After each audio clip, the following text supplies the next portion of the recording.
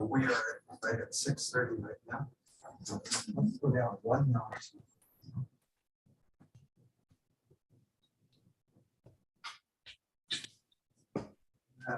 No.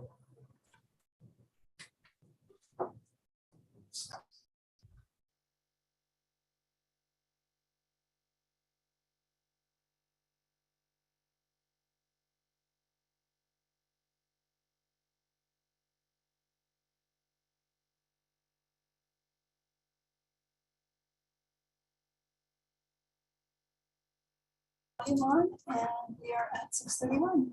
So I will start recording.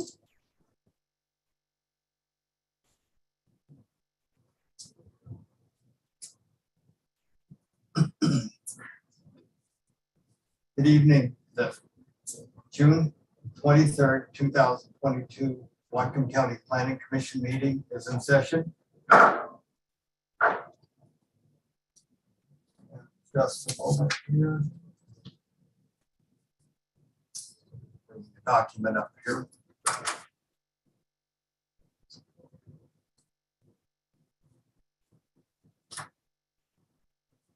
Okay. I'll call the roll. Just answer if you're here. Robert Bartel. Here. Kelvin Barton, that's me. Atul Deshmani. Atul Deshmani. Jim Hansen. Jim Hansen. Stephen Jackson. I see your name there, Stephen. Julie Jefferson. Julie Jefferson. Kimberly Lund. Here. Dominic Masseri. Dominic Masseri. Scott Van Dalen. Here. And Tammy, we have a quorum. We do. Do we have a quorum? Okay. Please join me for the flag salute.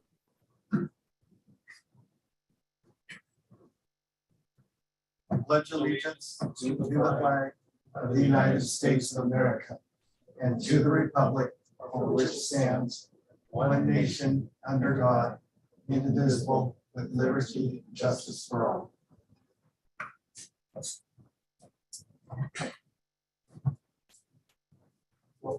Now is the time for department update. Assistant Planning Director Steve Roberts would give us a department update. Sure. I just want to remind you that we're going to talk about wireless this week. And then our next meeting on the 14th of July will be on, we're going back to the watershed and the tree conversation that we've been having. And then we'll come back to the wireless again that following meeting after that. So just want to remind you that we decided to kind of move things around a little bit. So. Okay, thank you. Tammy, open session for public comment. Tammy, would you take over from that?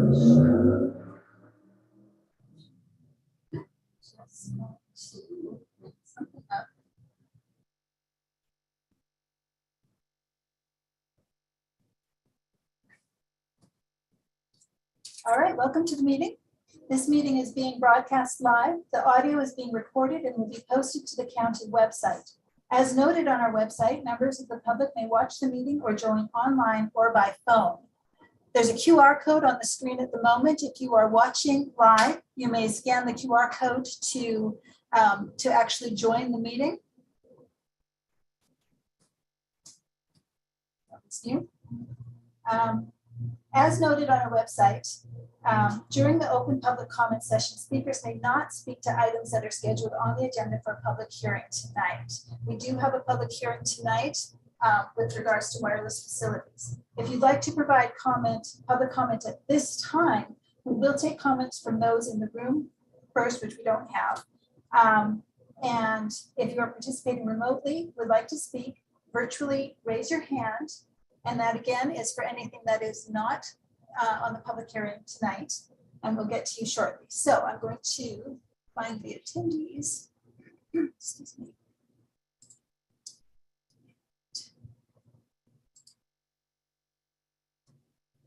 So,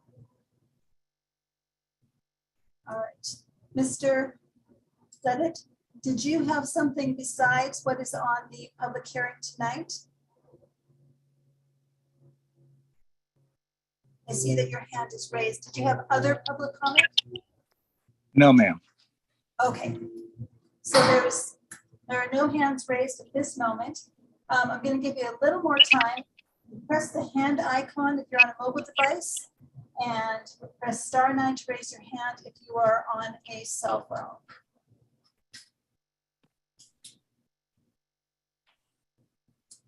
Okay. So for the number ending in 683, did you have public comment besides what is there for the public hearing tonight?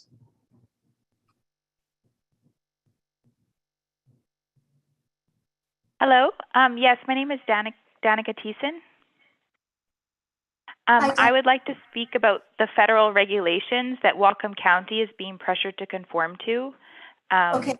We believe that these regulations undermine citizen empowerment and local authority. Danica, just one moment, please.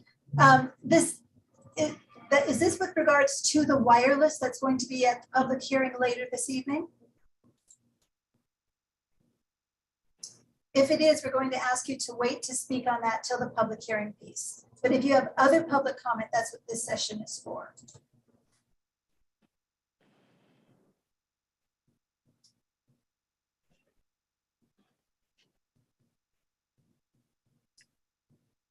If we get 683. Okay. Yes, that was Danica. This is about wireless. Okay, so that will be later this evening. This is just for general public comment, but we will have a public hearing on the wireless a little bit later. Are you able Okay, to wait? great. Okay, thank you. Yes, of course. Sorry, it's just really technical difficulties through my landline. That's why it took so long. Oh, no problem. Thank you for waiting. All right, so there are no other hands raised for Okay. public comment at this time. All right, now it's the time for commissioner comments. Are there any commissioner comments?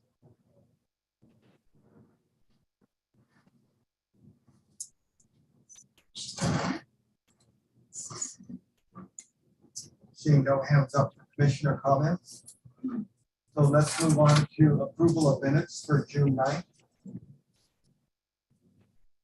I would make a motion to accept the Whatcom County Planning Commission minutes of June 9th, 2022. We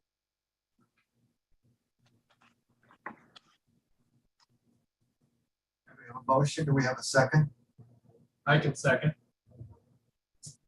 Okay, we have a motion and a second. Are there any corrections or comments? Seeing none. Tammy, would you call the roll, please? Okay, we'll start with Commissioner Lund, Yes.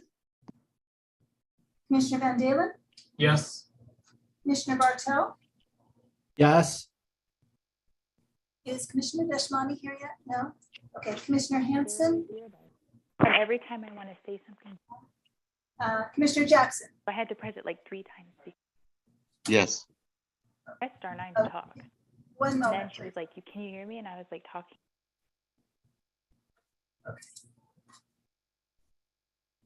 And Commissioner Jefferson.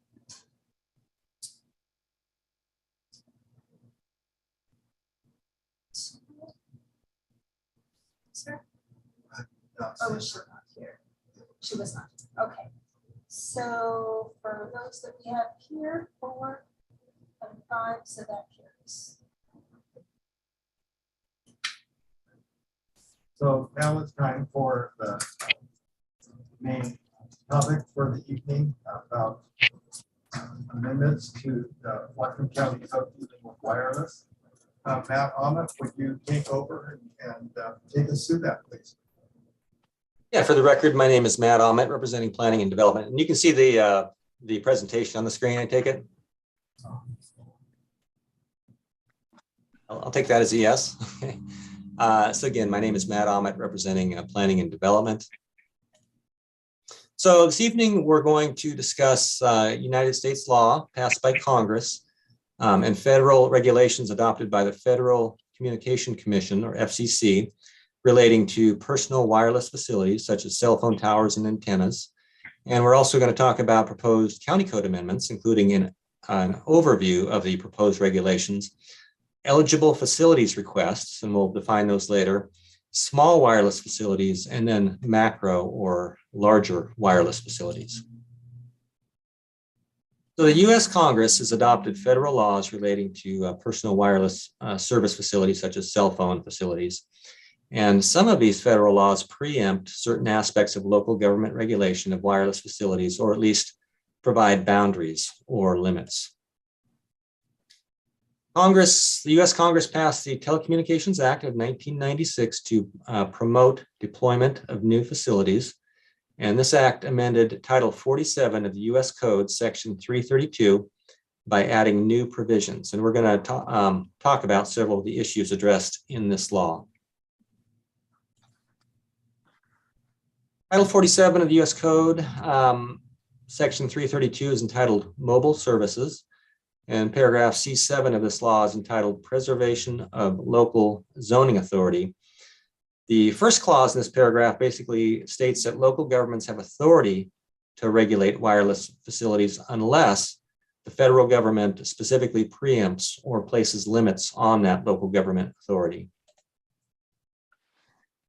One of those limits is that federal law says that local governments cannot prohibit personal wireless services.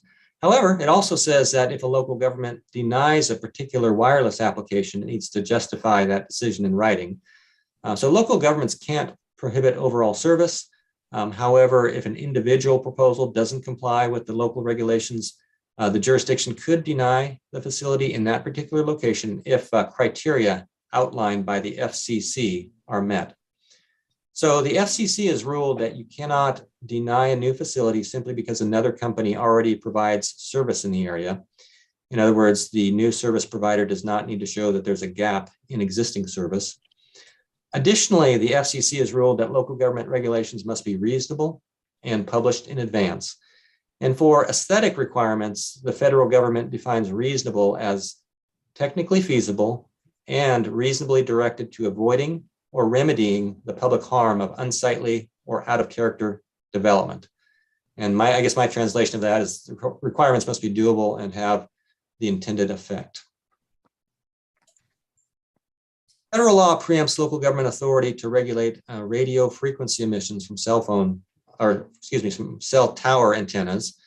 And the federal government determines the emission standards and has authority over wireless facilities in this area of regulation.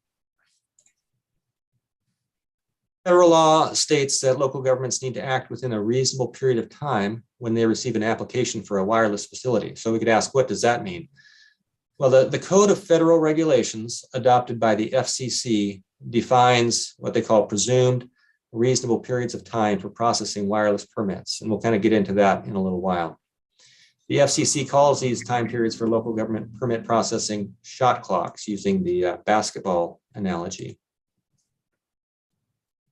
Another federal law passed by Congress in 2012 largely preempts local government authority over what they call minor modifications to existing wireless facilities. And the US Code calls these minor modifications eligible facilities requests, and basically states that local governments shall approve these facilities if they meet the federal criteria. In other words, we cannot deny them. And this is stronger language for these more minor facilities than for other wireless facilities. So what is an eligible facilities request? Well, under federal law passed by Congress, these fall into one of three categories: co-location of new equipment on an existing tower or structure, removal of equipment, or replacement of equipment. So the Federal Code of Regulations adopted by the FCC contains more specific definitions with criteria that must be met for a proposal to qualify as an eligible facilities request. And these criteria include height limits, width limits, meeting the conditions of the original tower or support structure, with certain exceptions. So what might an eligible facilities request look like? Well, in some parts of the US where it's warmer, it could look something like this, where the support structure and maybe several antennas were permitted some time ago, and a new request is submitted to add more antennas. And the additional antennas would, if they meet the federal criteria, constitute an eligible facilities request that must be approved by local government. And this photo does not show an increase in the height, but we would note that the eligible facility request criteria do allow some increase in height. So as mentioned, the FCC has adopted rules for wireless facilities in the Code of Federal Regulations, or CFR. And the shot clock language in the federal regulations is stronger for eligible facility requests than for other types of personal wireless facilities. So the federal rules require local government to approve permits for these facilities, for these smaller facilities, within 60 days. So what happens if local government does not approve them within that time frame? Well, under federal regulations, if local government doesn't approve the eligible facility request within 60 days, the proposal is deemed granted, kind of automatically approved without any local government action. So it's important for local governments to review these applications in a timely manner to confirm that they qualify as an eligible facilities request, and also to review and approve the building permit to verify the facilities are installed safely. Federal regulations also provide reasonable timelines for processing small wireless facility and what the FCC calls other than small wireless facilities, which we're calling in this proposal macro wireless facilities. And this is a graphic from a local government, I think it's in Minnesota, that kind of uses this terminology of macro facility. So there's a definition of small wireless in the federal regulations. And if the proposal doesn't qualify as a small wireless or eligible facilities request, it fits into that larger macro wireless facilities category. So the shot clocks for the small wireless and macro wireless facilities do not have the deemed granted language that's there for eligible facility request. Rather, the federal rules provide presumptively reasonable time periods for local government permitting. And these are basically safe harbor provisions that if a local government processes the permits in these timeframes, they're not subject to challenge in court for a failure to act under federal law. For small wireless, the federal timeline for local government permitting is 60 days if the antennas are mounted on an existing structure, and 90 days if on a new structure, like a new tower or pole or whatever goes up. So for macro facilities, the federal timeline for local government permit processing is 90 days if the antennas are mounted on an existing structure, and 150 days if on a new structure, like a larger tower. We're now going to transition from summarizing federal rules to talking about the proposed county code amendments. So there's two main sections of the county code proposed for amendment relating to wireless facilities, which is County Code 2013, and project permit procedures, Whatcom County Code 2205. However, there are three other sections of the county code proposed for amendment: public utilities, 2082, non-conforming uses and parcels, County Code 2083, and definitions, County Code 2097. But the main thrust of the amendments is to bring consistency with the federal rules.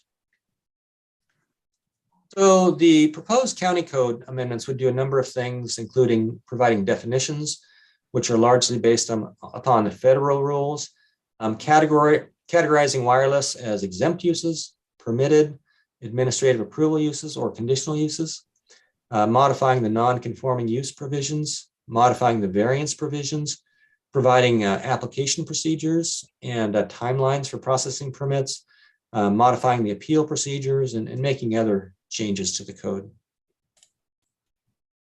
As mentioned, federal law preempts local government regulation of radio frequency emissions. However, there's nothing that says that local government can't require documentation that a proposed small or macro wireless facility will comply with the FCC regulations. So we sent out a revision with the text shown on the screen earlier today. And basically, we're proposing or adding that the applicant for a wireless facility would be required to show the facility complies with the FCC regulations. So eligible facility requests are defined in federal statute and regulation, and they include antennas and other wireless equipment mounted on an existing tower or structure. Federal code contains criteria that a wireless proposal must meet in order to qualify as an eligible facilities request. And these criteria have been incorporated into the proposed county code amendments, and they relate to things like height limits, width limits, number of equipment, cabinets, excavation around the site. And they say that these facilities cannot defeat the concealment elements, and we'll kind of talk about that a little bit on the next slide. And they can't violate the conditions of the original tower approval, but there are certain exceptions to that.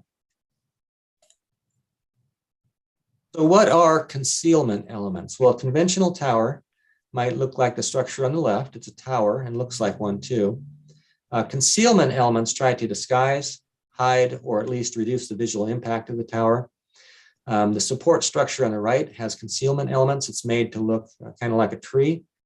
So when additional antennas are added as an eligible facilities request, it still needs to more or less look like a tree. You can't defeat the concealment elements if these elements are required as a part of the original permit for the tower or structure.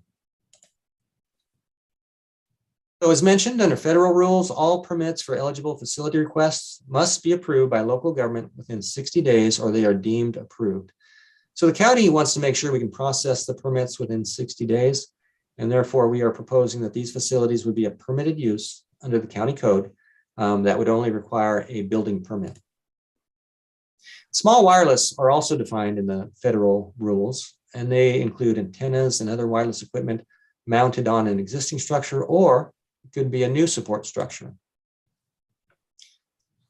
Federal code contains a definition that a proposal must meet to qualify as small wireless, and the criteria which have been incorporated into the proposed county code amendments relate to height limits, antenna size limits, equipment size limits. They cannot require antenna registration under federal rules, for air safety navigation, not located on tribal lands, and not exceed the federal radio frequency radiation standards.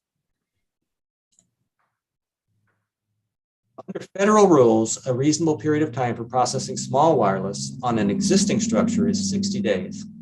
And therefore, we are proposing that these facilities be a permitted use under the county code that would only require a building permit. Under federal rules, a reasonable time period for processing small wireless on a new structure, like a new tower or pole or whatever, is 90 days.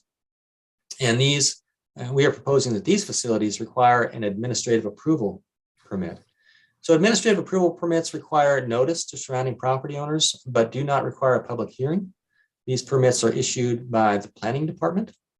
And small wireless on a new structure could potentially have more impact than eligible facility requests or small wireless on an existing structure. So it's reasonable to provide notice and seek comments from neighboring property owners and the public. They would also require a building permit in addition to the administrative approval. The final category is macro wireless facilities.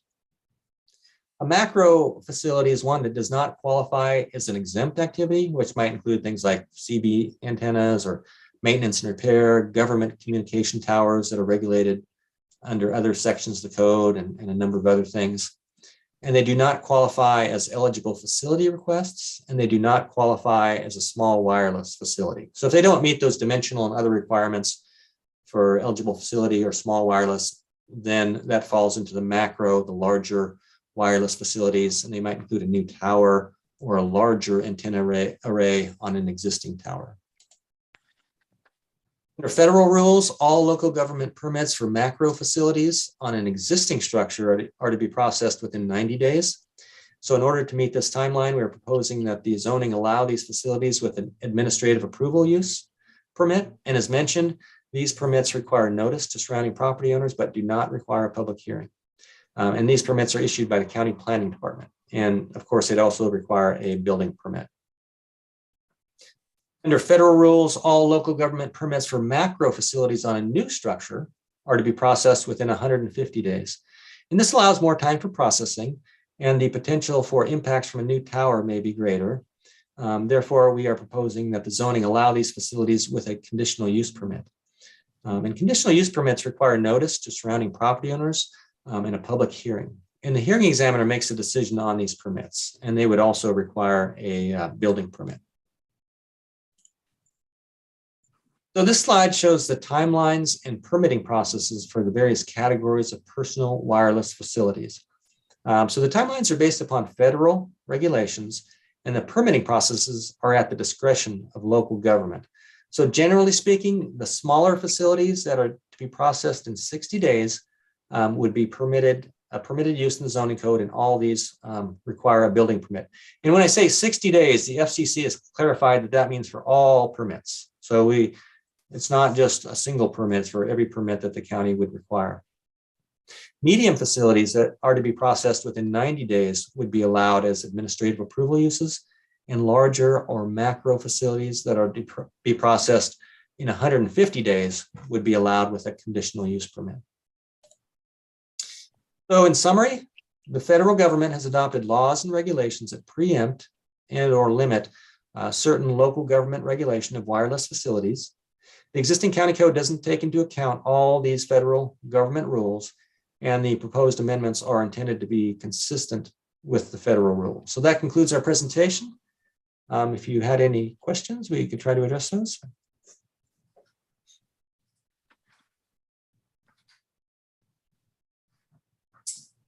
Commissioner Hanson. I would mention we do have Craig Ostrom from our current planning division, and Craig processes permits for wireless facilities. So he's been part of the team as we are developing these rules. Craig and another planner from current planning, we bounced ideas off him, got comments on the proposal and kind of refined, and it was very helpful to have Craig and Sam in that process to kind of refine the proposal. So. Commissioner Hanson, go ahead. Hi, everybody. Just a quick question. Under Section 332, when they talk about not imposing prohibitions due to environmental effects, or health effects or purported health effects considered to be environmental effects? Restate that question. Is that the radio frequency? No, the one that said the Fed said we can't prohibit these installations due to environmental effects. Earlier on in your PowerPoint, that was noted. So I'm wondering. Let me try to bring up that language if I can here. Okay, it was one of the first slides. Okay, can you see that again? Yeah. Okay, so let me zoom back here.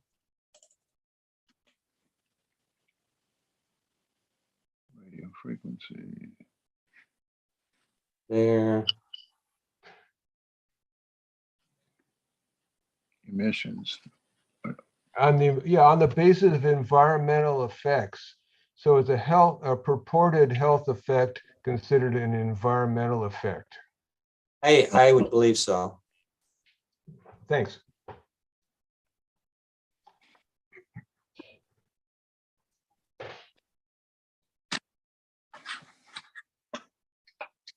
Yeah, there was a recent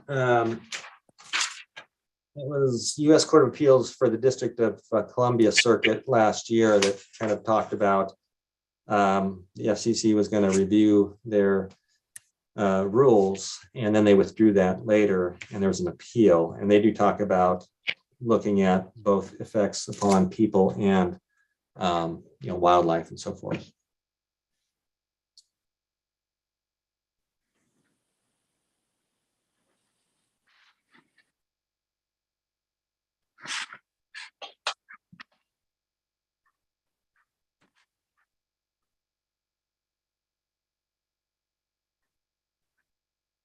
Other commissioner questions for Matt or for Craig?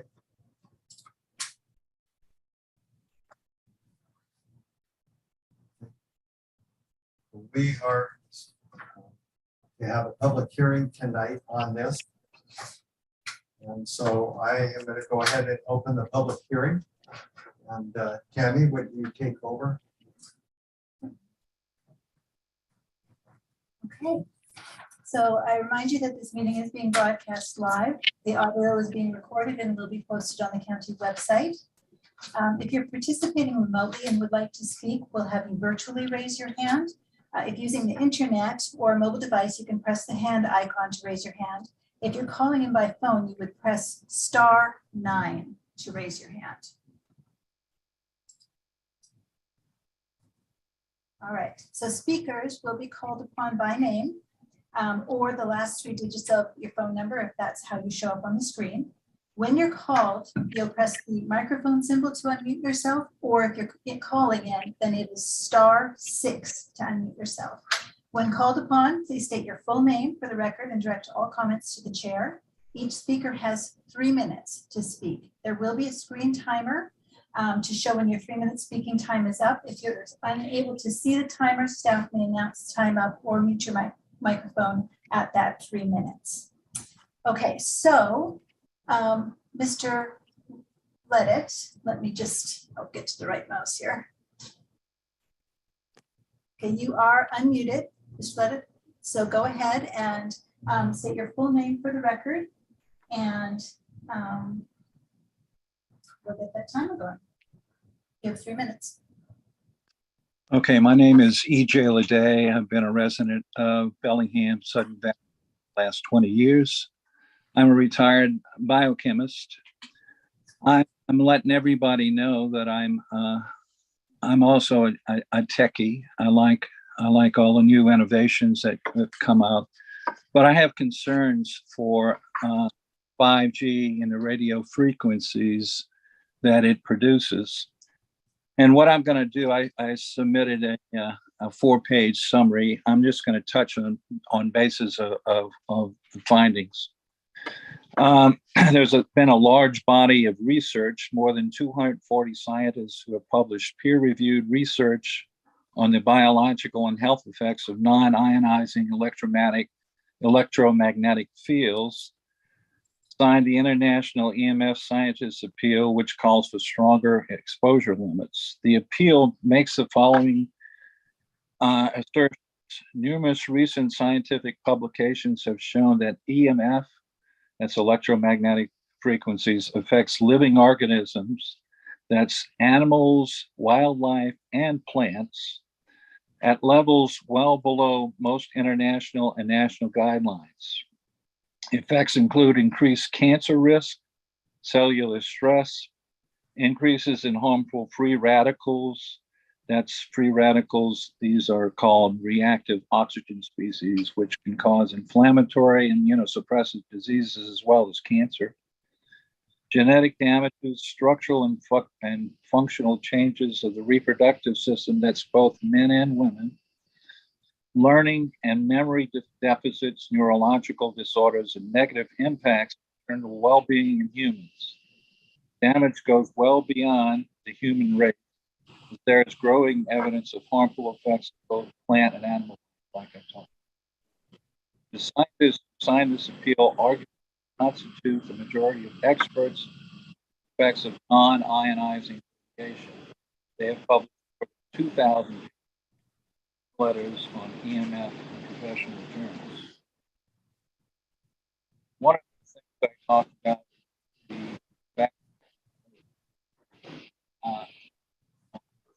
formation of reactive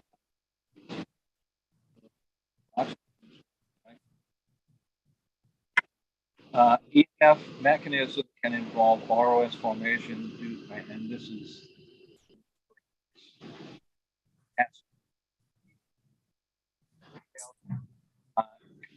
channel ions.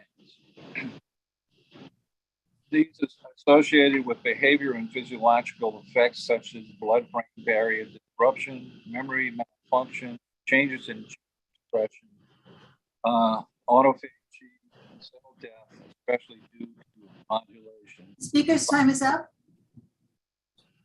Okay. Thank you.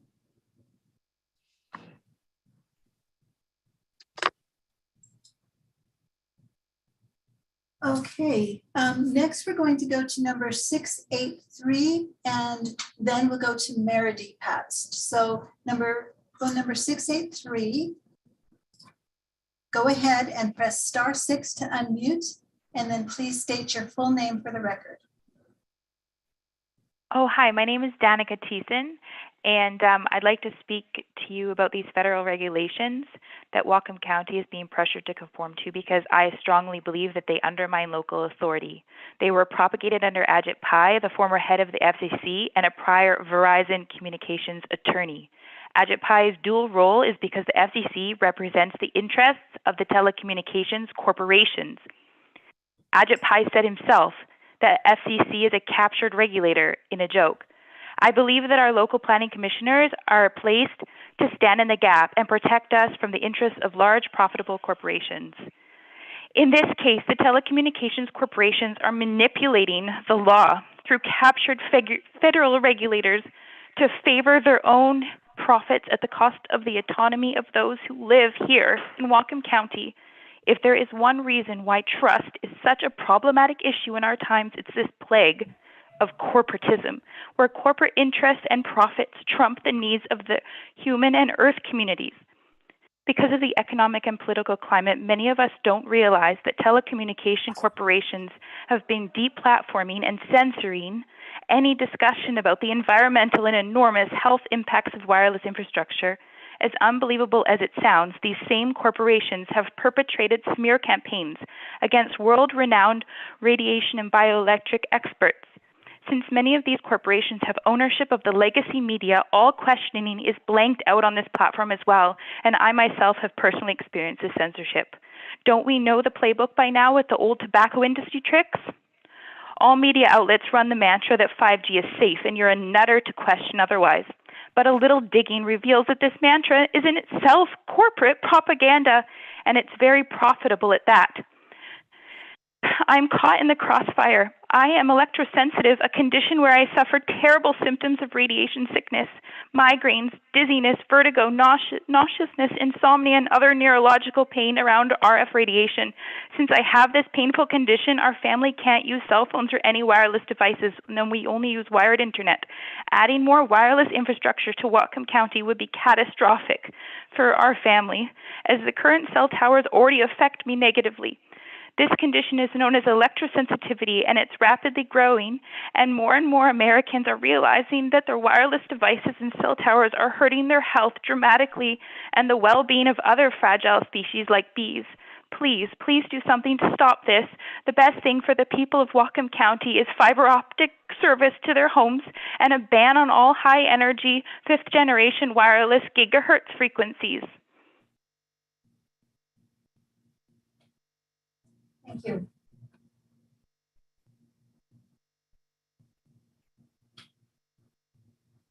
Okay, the next speaker would be Meredy Pabst. Could you, to allow you to talk here, go ahead and use *6 to unmute, then state your full name for the record, and you'll have 3 minutes to speak.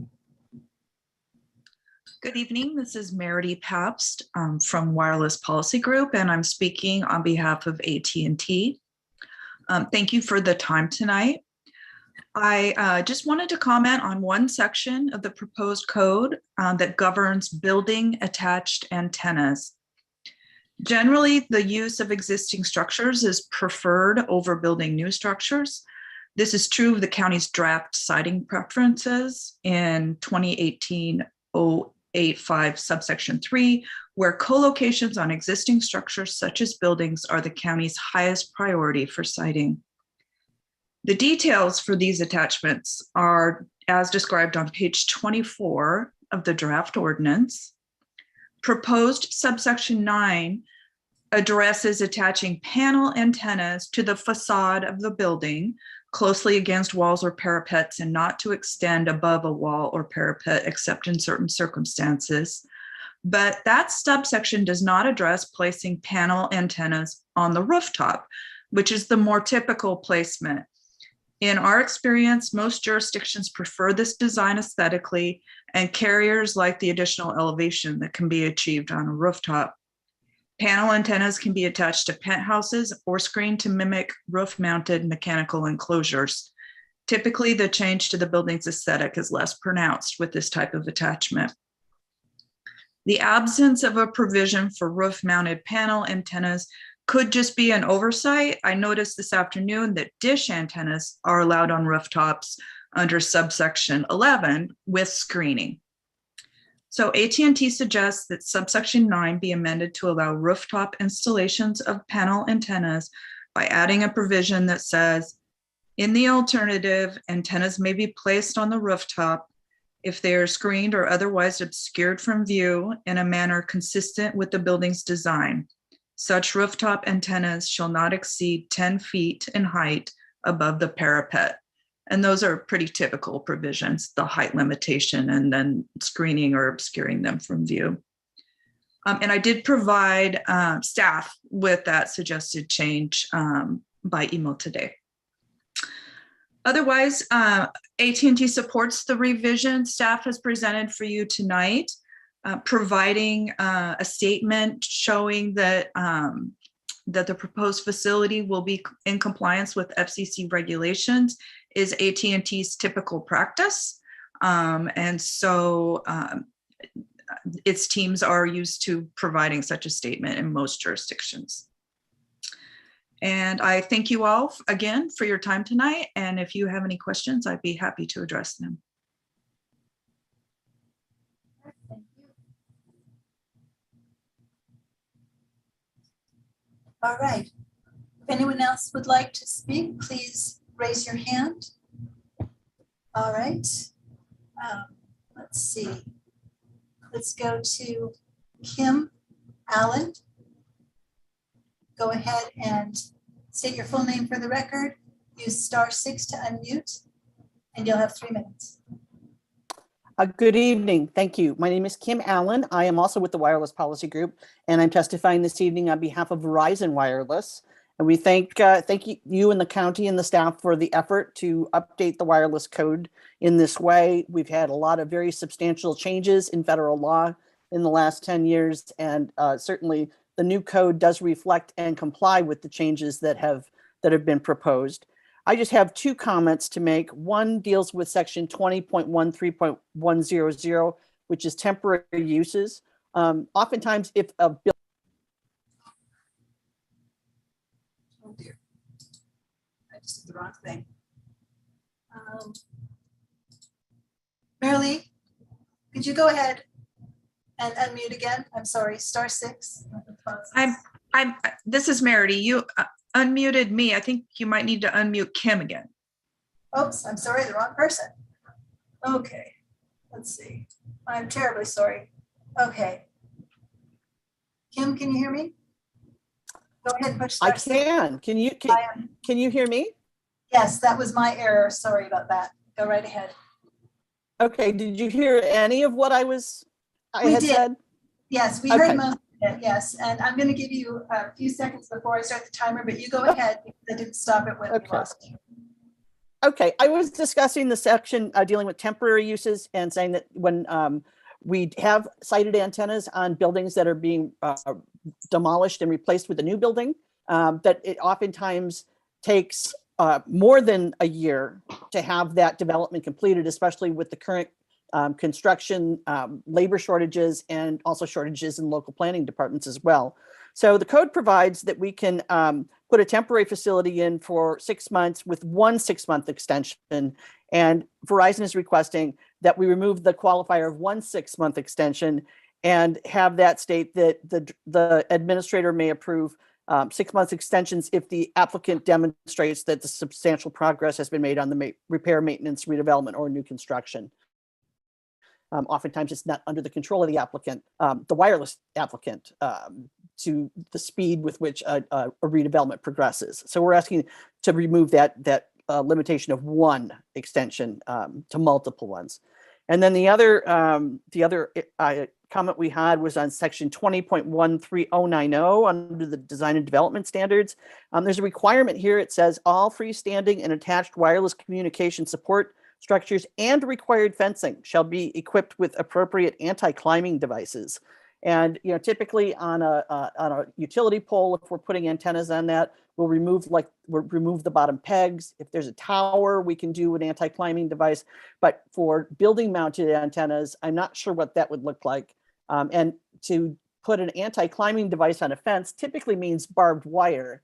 And that's typically, you know, aesthetically not pleasing. So we're asking the county to reconsider that, or just limit that provision to macro facilities where it's typically used. We also want to reiterate that Verizon's common practice is to provide a written statement that the facility will comply with all RF emission standards of the federal government. That is also our typical practice when applying for a new wireless facility or a modification of an existing wireless facility. So that regulation we would support, as well as the balance of the code. So thank you very much for your time tonight. And I'm also available to answer any questions. Thank you.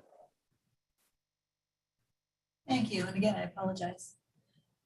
Now I do see that there's a hand up for Danica. If this is someone else besides Danica, go ahead and let us know. If it is Danica, you're only allowed to speak once. Hello, can you hear me? We can. Okay, great. So my name's Dr. Kevin Bardosh. I'm a health research scientist at the University of Washington, Edinburgh Medical School, and the RMIT in Australia. Essentially, I just want to reiterate the point made by Danica and by Mr. Leddit here about health effects. Specifically about this FCC case, right, that was lost last year in the District of Columbia. You need to look at the fine print. The judges found that the FCC's 1996 safety limits for human exposure was, quote, arbitrary and capricious, and that the FCC failed to respond to record evidence that exposure to RF radiation at levels below the Commission's current safety limits may cause negative health effects unrelated to cancer. Now, this is a massive lawsuit that's being ignored by the FCC, and I have no faith that they are actually going to follow through and seriously engage with the scientific literature, the more than 2,000 studies that exist out there on the biological effects of RF radiation. Because if they did, they would essentially have to admit that our current safety standards are unsafe and that we don't know what safety standards are actually safe, because RF radiation is bioactive at all levels. We're living in a mythology here about the safety standards that we have. And I think it's quite instructive, on the one hand, that polls show that only 20% of Americans trust our federal government. And yet on this citizen advisory kind of commission or panel that you're having, you have citizens saying, hey, the health safety standards are not following the science. And then you have two industry reps. They're paid to be here. I'm not paid to be here. I'm here because I regularly encounter electrosensitive people who are ignored, who are laughed at, their lives turned upside down. It is your responsibility, and this is for the record, the FCC is failing. It is your responsibility to stand up to them for the health of your citizens that you are, as public officials, responsible for protecting.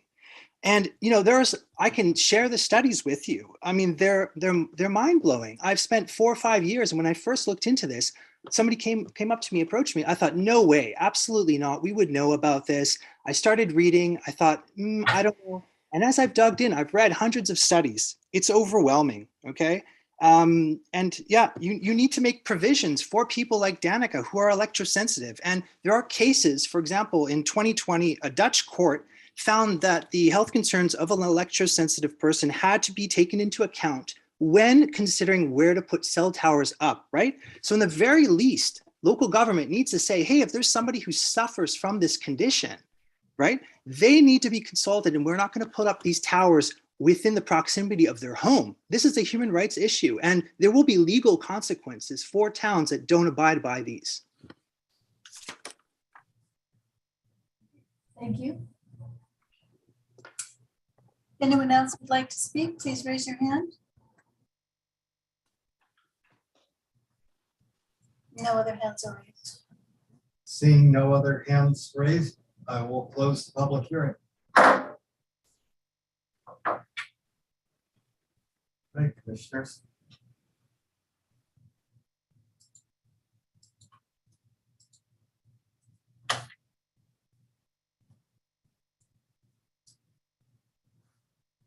I want to note that Commissioner Hanson is attending the meeting. He joined quite a while ago, but just after we took roll. For the record, he is here.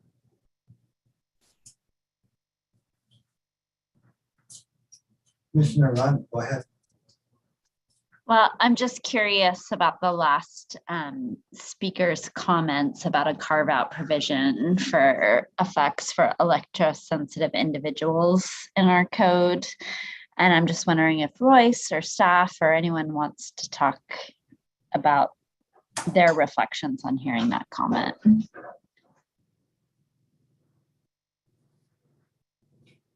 So I guess, are you asking me if I want to talk about it, or do you have a specific question that you are directing? Well, do you think that there are legal implications? I mean, I guess I'm just kind of curious.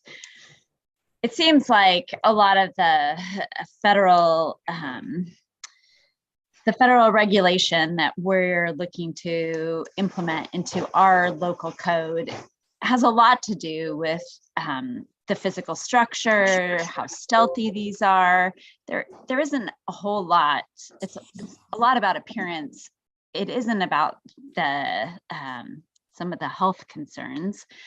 And I'm just wondering, what do we do as commissioners in terms of taking our community's health concerns, and if there are any communities that have done this within code and policy to take this into account, when it seems like there's fairly rigid, like there's a sandbox that we're being put into at the federal level. And I'm just wondering, when we hear a comment like that, do you feel like there's legal leeway for us to make carve out exceptions? Or do you feel like we have a pretty, in terms of code and policy, a narrow sandbox to play in legally?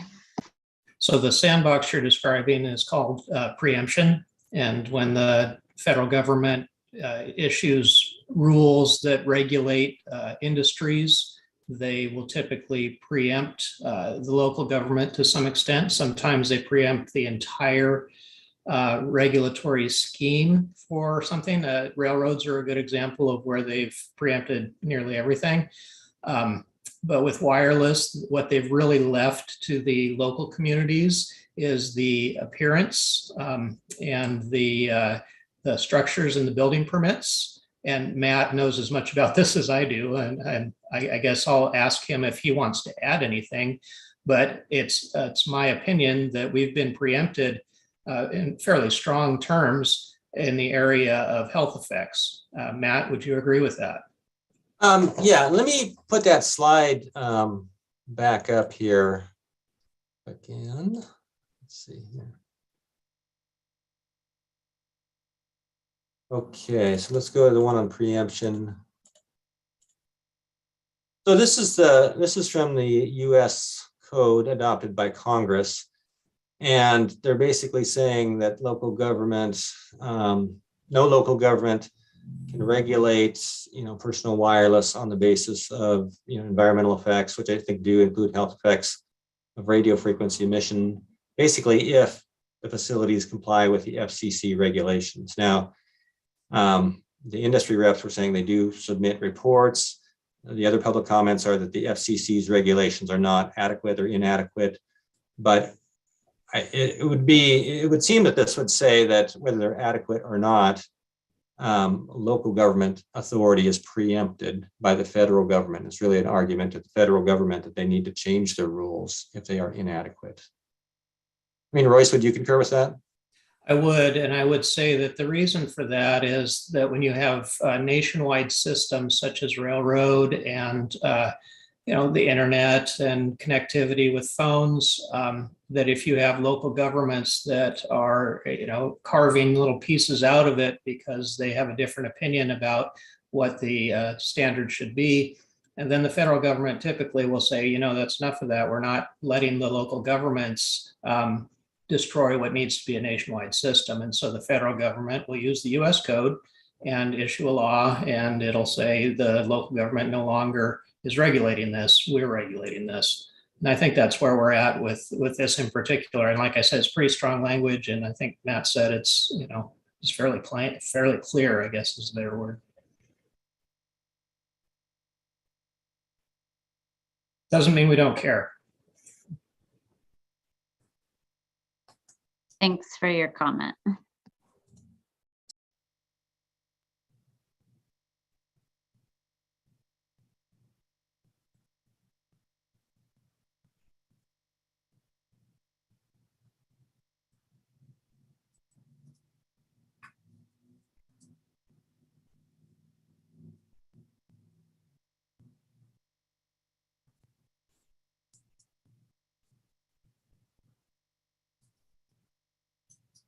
Commissioner Jackson. Just, I want to make sure we haven't lost someone because I think we are now at 4 commissioners.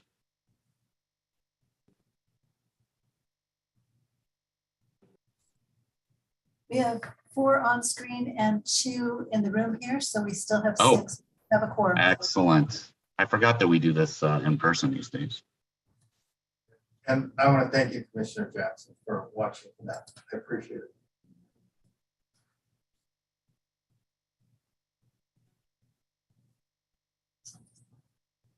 Commissioner Bartel. I was just wondering if staff has any idea on how fast we have to implement this. And what I mean by that is, especially with the 5G, I'd rather walk up to the plate rather than run. And by that, you know, is there a deadline? I certainly understand that if we don't take any action, that, you know, after 60 days, these things are essentially permitted. So maybe we are better off taking the action we are. But what happens if we do nothing for a little bit? Well, we are essentially implement these federal rules preempt local government authority. So we are essentially implementing them. So parts of our code that don't comply with this, we're not really enforcing at the current time because of the preemption. So with the eligible facility requests, if the county does not approve them within 60 days, then if the applicant submits a letter, then they're deemed approved by the federal government. So we lose our permitting authority. So that's kind of the downside there on the small wireless and the macro facilities. If we don't meet our deadlines, it gives the applicant a reason to appeal that or challenge that in court for failure to act on the part of local government. So it would open us up to those kind of challenges. Thank you. Commissioner Jackson. Thank you. I'm just curious about the staff's opinion on the proposed changes that were submitted in public comment by the 2, I guess I would say, industry representatives. I think we would have to go back and huddle. I would like to get together with management and our current planning team, Craig and Sam, who administer these permits, and kind of talk through those. We could do that and bring back a proposal. I think it would be 2 meetings from now if you're interested in pursuing those.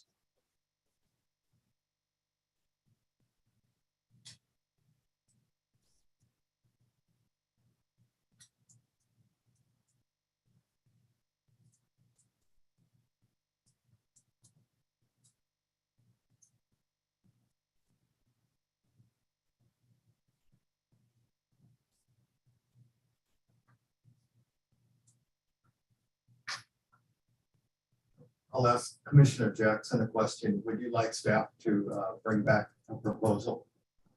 No, I think so, as I kind of chew on it a little bit.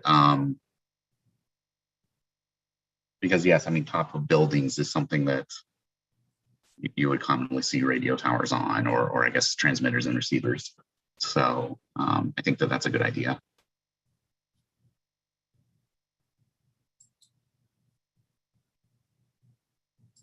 Okay, we can do that and come back. I think, is it on the 28th of July, Tammy? Yes. Oh. Or 26, maybe? It will either be the 28th of July or August 11th, depending on when the watershed amendments are. 14th watershed.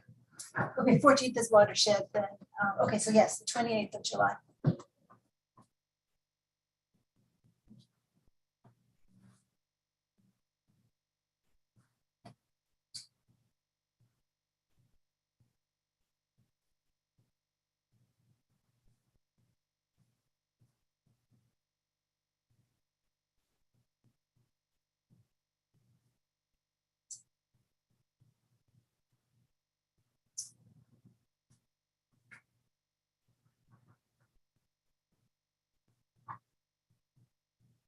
Commissioners, are there any more questions or comments, discussion?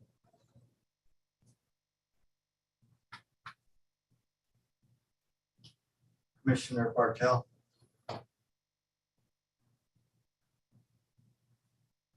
Is staff or anyone else familiar enough to comment on the fiber optic alternative to these towers? And where I'm going with it is, would there be any way to encourage that more based on what I'm hearing might be a safer approach? Just wondering if anybody's put anything together like that or had any input on that. I think we'd have to maybe look into that a little bit. I know it's been kicked around, I think, with the PUD and so forth, but I couldn't comment on it at this point. We'd have to do a little bit of research on that. Further on that line, Craig, have you anything you can update us with Ziply on their announcement that they are going to fiber optic in a number of parts of Whatcom County? As far as the PUD going to fiber optic, or Ziply Fiber announced that they're going to be installing fiber optics in a number of the communities here in Whatcom County. And I was wondering if you had any update on that or if they have approached you yet. I haven't had any interaction with Ziply or permits come our way. We've had, maybe one permit pre-application meeting from a third-party vendor wanting to do a fiber optic node out in like Fort Bellingham area.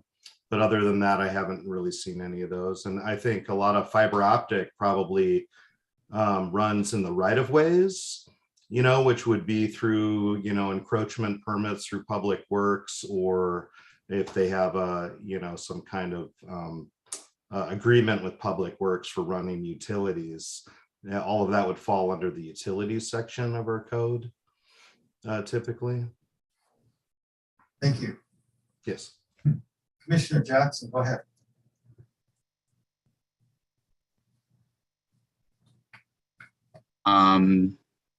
Thank you. I think I forgot what I was going to say. So if it comes back to me, I will raise my hand again. I want to mention, it may have been the Port of Bellingham. I have to look in that. I know at one time, I think either the PUD or the port was kind of looking into fiber optics. So.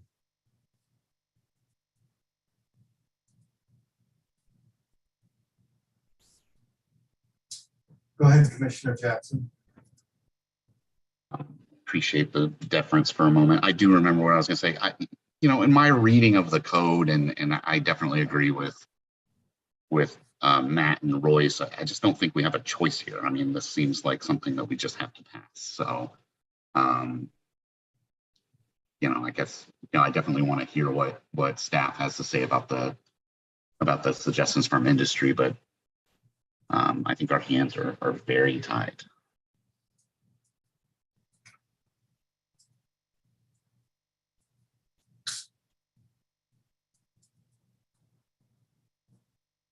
Commissioner Lund. I would echo what Commissioner Jackson just said. I guess I share his general sentiment, but I do think that Commissioner Bartel had an interesting question just now. Is there anything that we could do? And it looks like it might be in the utility section, but to make it more frictionless for fiber optic installation. Is there something that we can do concurrent to passing what staff has put forth? If we're going to ask, if we're not voting tonight and we're going to ask staff to consider industry's suggestion, at the same time, could they take a look and just make sure that there isn't an unnecessary roadblock to fiber installation that they could come back to us with when we look at this whole package, if that's in 2 weeks or 4 weeks or whenever that may be. So I would say the comp plan, we would need a docket, an amendment, so we couldn't really do that unless docketed by the council. In the right of way, they would require a revocable encroachment permit and or a franchise agreement, which Public Works and the county council work with. So, it may be that Public Works could review their rules. I don't know, but those normally wouldn't come to the Planning Commission though. Commissioner Bartel. I was wondering if any of the participants, the public participants with the health problems, had any specific adjustments to what we're looking at today, or ideas for language that we could put in here to strengthen what's going on. I certainly understood the sensitivity one where we could have some distance around it, but also sounds like that isn't going to be appropriate. So I'm willing to listen to any ideas, anything that's creative. I certainly want to understand people's health concerns and try to do anything we can to support them in our community. But it does sound like our hands are largely tied here.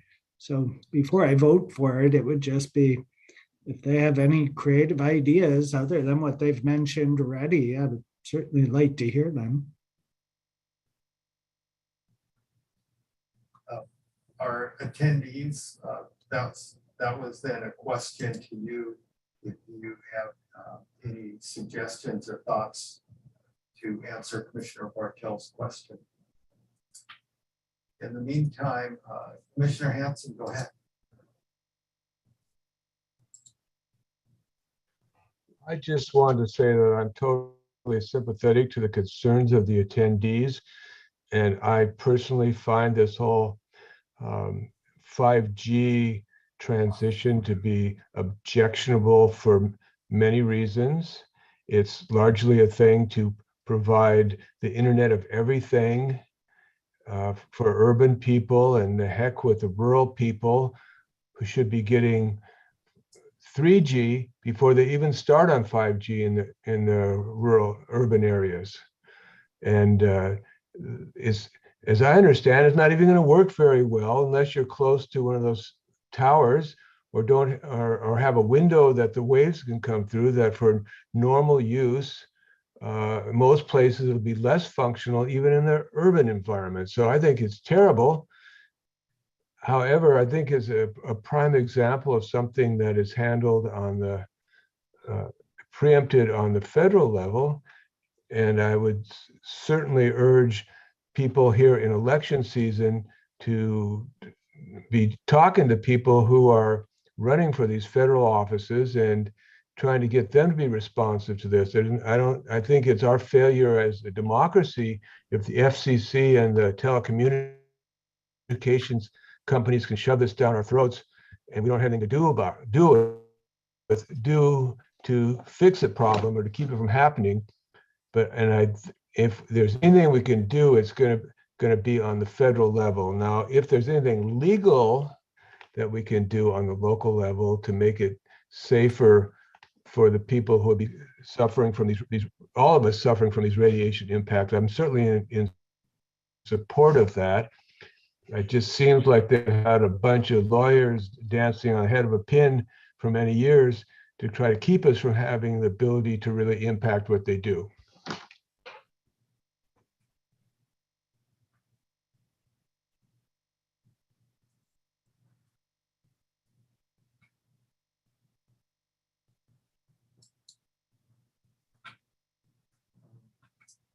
the attendee with the number ending in 683. Go ahead. As our local planning department, you can do so much to help us. You can represent the people. You don't have to represent the telecoms. We could actually win a legal case against the FCC because they just lost. According to a federal judge, they said that they were not protecting the health of American citizens. So if we presented a legal case right now, we could actually win this. Look, I've lived in Europe part of the time doing my academic work. They have fiber to their homes in the countryside. In the countryside in France and Germany, they get fiber optic cables to their homes. It's safe and secure and fast. Why don't we have fiber optic cables here in America? Because the telecoms took the money from the federal government and they squandered it on themselves and their 5G plans because they want to make a killing off of the Internet of Things. It's exactly what's going on. It's all about profit, nothing to do what's good for the people. Every household needs fiber to the home. It's safe, secure, and fast. I don't know why this is so hard. I just want to be represented. And I think as people are starting to wake up to what's really happening, they're getting more and more disillusioned with feeling like our local representatives and the people who are supposed to look out for us are just caving into the telecoms. We have a good legal case. We can fight this and we can win. And would you do us the pleasure of identifying yourself so we have it in the record for the minutes? My name is Danica Thiessen. I have a master's MSc from the University of Edinburgh.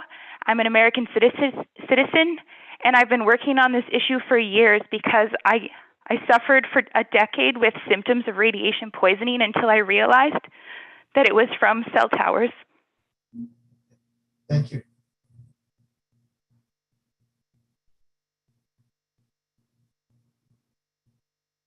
I just want to ask our commissioners to please be courageous. We're at a crossroads in American history. We have corporations running the show at the federal level. It is a time when the local commissioners, when our local representatives need to stand up and say enough is enough. We care about our environment. We care about the bees in our fields. We care about the babies in the homes. This is just a situation of bureaucratic violence, and it sounds all official. It sounds like your hands are tied, but they're not tied. You can say no to this, and saying no is doing the right thing. Look at the tobacco industry. They got sued for killing millions of people. And why let people suffer? Why let them die of cancer and say, oh, our hands are tied, please help us? We're the citizens, we're begging. I've talked to dozens and dozens and dozens of people in Bellingham. They want you to do something. Thank you. We have some commissioners, but Kevin, I believe it's Bardosh. Go ahead. Yeah, hi.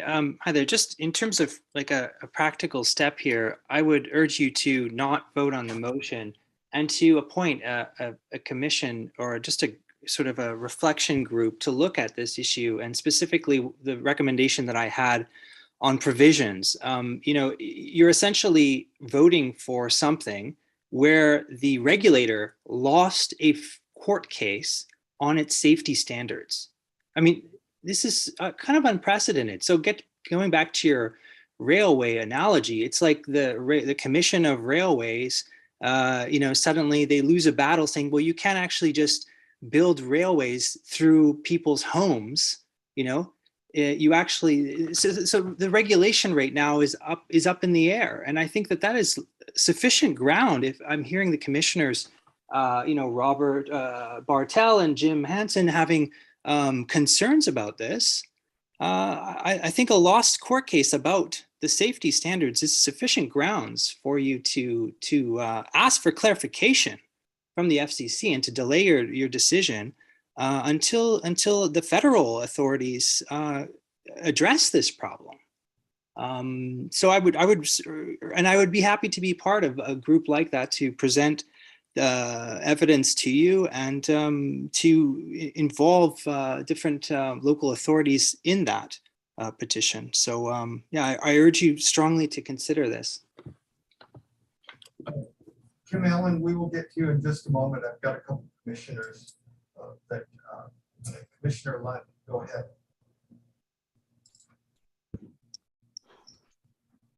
I appreciate Kevin's attempt to get to a practical suggestion. And what I would say is that any citizen that is an attendee this evening or is within your circle that wants to submit specific language that would modify Exhibit A in a way that you feel would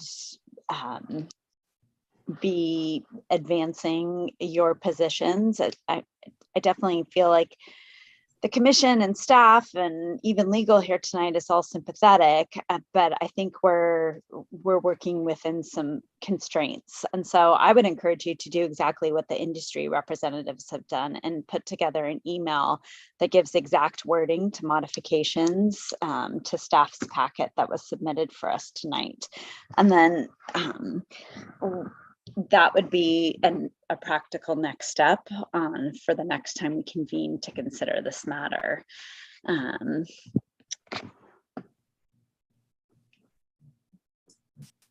Commissioner Johnson, go ahead. Thank you. I know that this isn't a debate, but I'm struggling with the contention that we should sue essentially because of a court case that the FCC lost. The decision held that the FCC paid short shrift to public comments and remanded the order back to the FCC for them to not pay short shrift to public comments. And so we were told to read between the lines and read the fine print of the holding, but the holding is far less important than it's being made to seem today. So I'm fine with all of the suggestions that have been provided today. I'm also greatly in support of fiber optic cable coming to my house. So I think that I would like staff to look at the industry representative suggestions. I'd also like those who have submitted public comment to take up Commissioner Lund's suggestion that we have to pass something. I know that there's this notion that we can vote against it. We can vote against it, but then the trigger, we then lose the permitting process. So because the federal government has preempted us. So let's pass something that is smart and thoughtful, as we have done so many times in the past. We're going to go back to the attendees. I want to let you know that the commission really appreciates the passion that you have been expressing to us tonight. It's very much appreciated. What we really would like is give us recommendations, ways to handle it. So Kevin Bardosh, go ahead.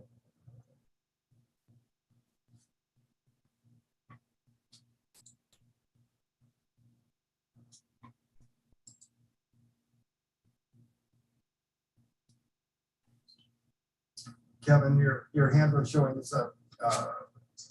Do you have some more recommendations for us? Oh, hi. Can you hear me? Yes. Yeah, I mean, the recommendations that I have are already voiced. I mean, I'm also aware of Atul who is on the commission, who also has similar opinions. And well, I mean, I don't want to speak for him, but I'm surprised that he's not here today to talk about the different options with fiber optics.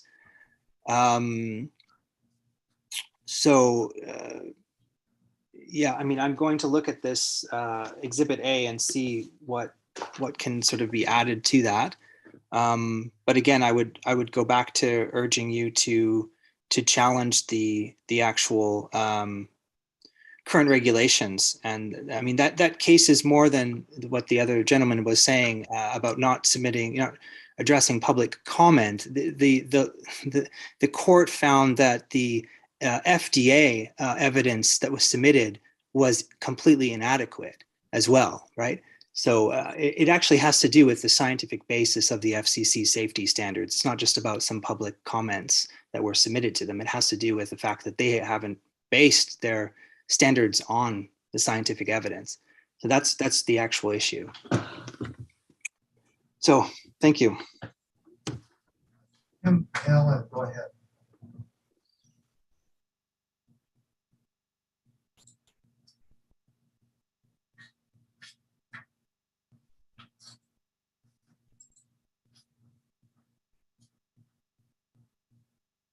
Yes, Kim, go ahead. Hello? Yes. Okay. Oh, sorry. thank you. Did It someone took- it have a took a moment. question for me? No, this is Kim Allen. I just took a minute to get off mute. Can you hear me? Yes. Okay.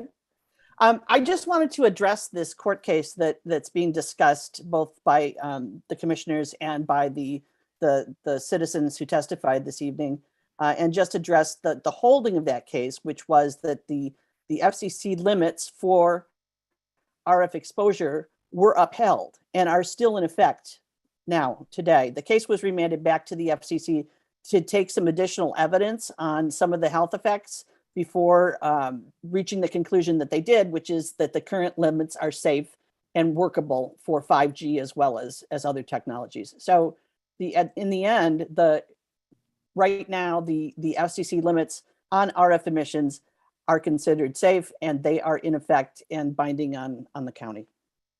Thank you.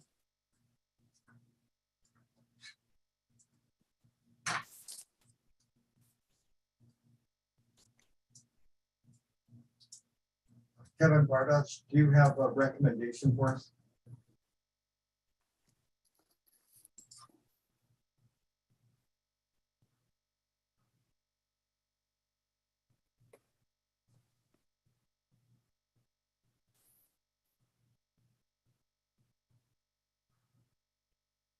Kevin, do you have a recommendation for us?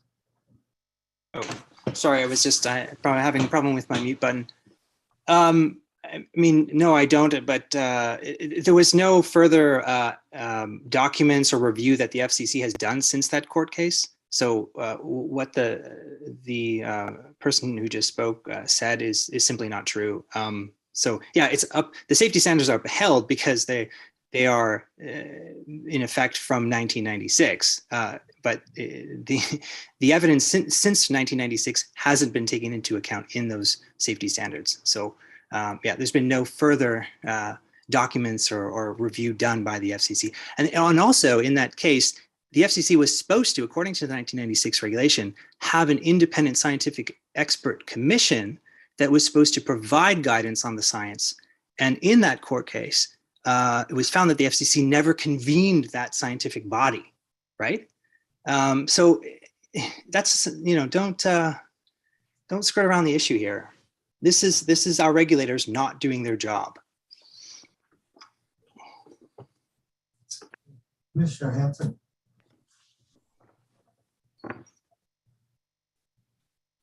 Yeah, being sympathetic to the concerns and a terrible situation we're putting in here, I just want to provide a little clarity to participating citizens about what we can do and what we can't do. We do not initiate legislation. We don't do resolutions. We could suggest to the council that they initiate legislation or that they initiate a resolution. We basically process things that are already there, whether it's a planning document or a regulatory document that's within the county jurisdiction, and we do our job. But if anyone was going to be suing anybody, it would certainly be the county government of elected officials on behalf of the citizens. And from my perspective, I think it'd be more likely that citizens might get together and do a class action suit than that Whatcom County would sue the federal government over this issue. So I think we should try to function within the realms of reality. And if there's anything that we could do to make this a stronger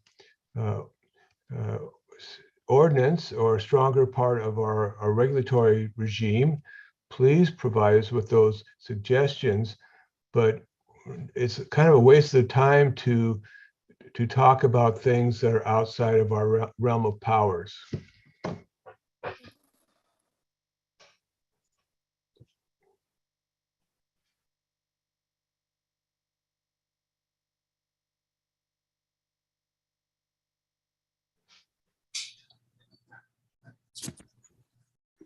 I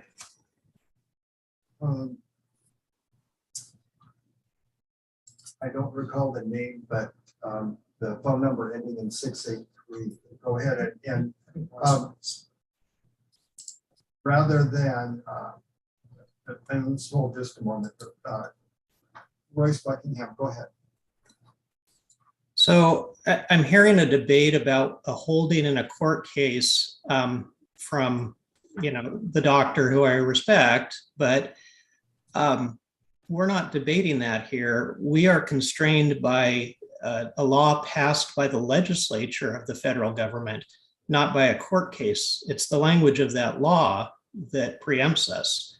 The court case has nothing to do with that unless it's overturned that provision, which it hasn't. Then this is just a sort of a legal debate, with the doctor citizen that we're having, and we keep going back and forth. It's a little frustrating to watch.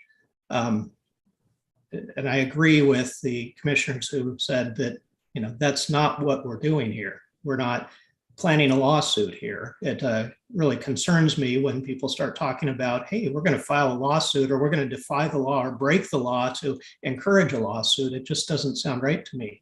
My job is to tell you how to follow the law. And so I recommend strongly that we follow the federal law that says that we don't regulate in that area.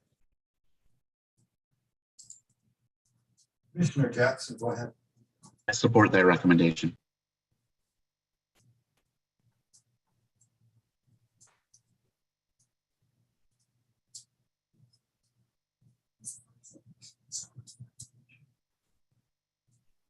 Commissioner Jackson, can you repeat that to us? I just couldn't understand quite what that said. I said I support Mr. Buckingham's recommendation that we follow the law. Yes, thank you.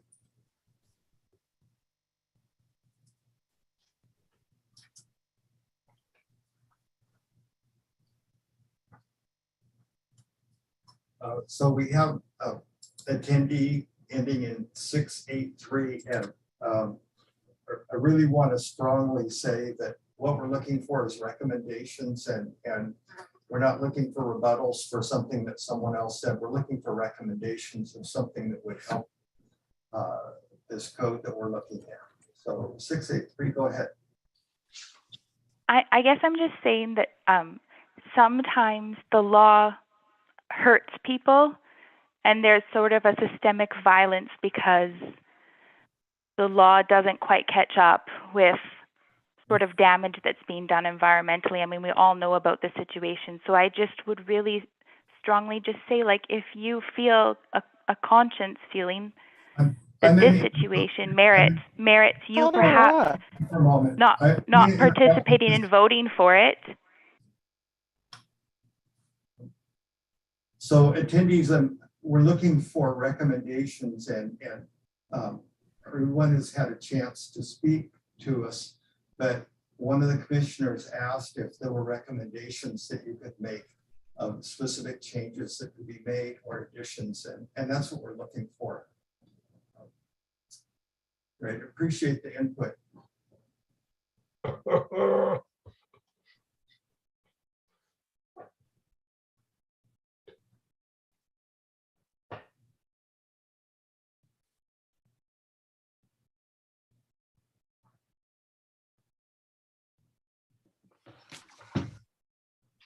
Yeah.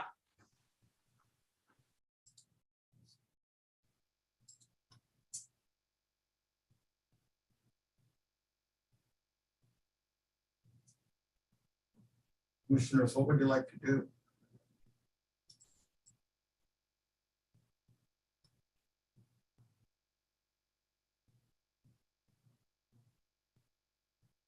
Commissioner Hanson. I've heard it suggested that we give the staff an opportunity to provide potential amendments based on some of the input we've had tonight and may receive in writing in the next week or so. And I wonder if we need to make a motion to that effect, or if you could, if you as the chair will just rule that we're going to table it for now, or what? So, Matt, you, the commissioners, I don't know that we need a motion. I can't see everybody's faces here, but if you can give me a thumbs up here or input. So this, Thank you. so at this point, we have two specific recommendations, which one is from the AT&T representative, one is from the Verizon representative. So we can go back with our current planning and management, look at those and come back with recommendations relating to those specific wording changes. But at this point, we don't have other wording changes to look at, so. Okay, and I'm seeing a number of thumbs up here, so the commissioners would like to see that.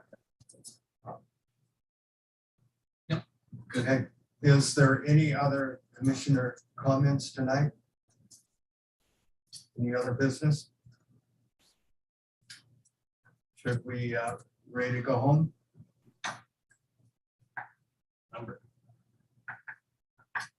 Okay, meeting is adjourned. Thank you.